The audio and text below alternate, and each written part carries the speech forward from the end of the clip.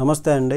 అద్దె ఇంట్లో ఉండేవారికి కేంద్రం కొత్త చట్టం తీసుకొచ్చింది. ఇది గుడ్ న్యూస్ అని చెప్పుకోవచ్చు. ఇప్పుడు బెంగళూరు, హైదరాబాద్, పూణే, చెన్నై ఇట్లా పెద్ద పెద్ద నగరాలలో అద్దె ఇళ్ల యజమానులు తరచూ చిత్రహింసలకు బలవుతున్నారు.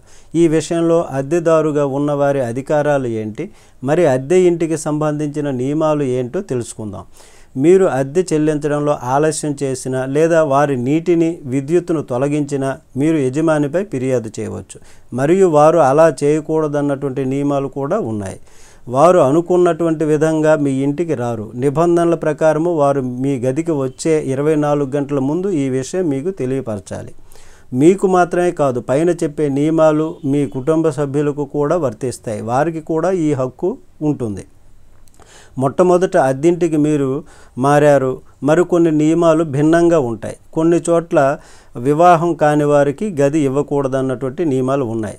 మీరు ఒక ప్రదేశంలో 1 సంవత్సరం కంటే ఎక్కువ కాలం ఉంటే అక్కడ ఒప్పందం చేసుకోవడం అయితే మంచిది. నిబంధనల ప్రకారము అద్దె మొత్తంలో 50% మాత్రమే ఇంటి యజమాని నిర్వహణ ఛార్జీ రూపంలోని తీసుకోవాలని యజమానులు గుర్తుంచుకోవాలి. వివిధ రాష్ట్రాల్లో ఇంటి అద్దె పెంపు వేరువేరుగా ఉన్నా సరే కర్ణాటక రాష్ట్రంలో మాత్రం కనీసం 3 నెలల ముందు ఇంటి అద్దె పెంపుపై నోటిఫై చేయాల్సి ఉంది. కర్ణాటకలో ఆ విధంగా. అయితే ఈ ఒప్పందంలో బెంగళూరును ఉదాహరణగా తీసుకుంటే అద్దెను సంవత్సరానికి 5 నుంచి 10% మాత్రమే పెంచే అధికారం యజమానికి ఉంటుందని ఈ చట్టంలో పొందుపరచబడింది.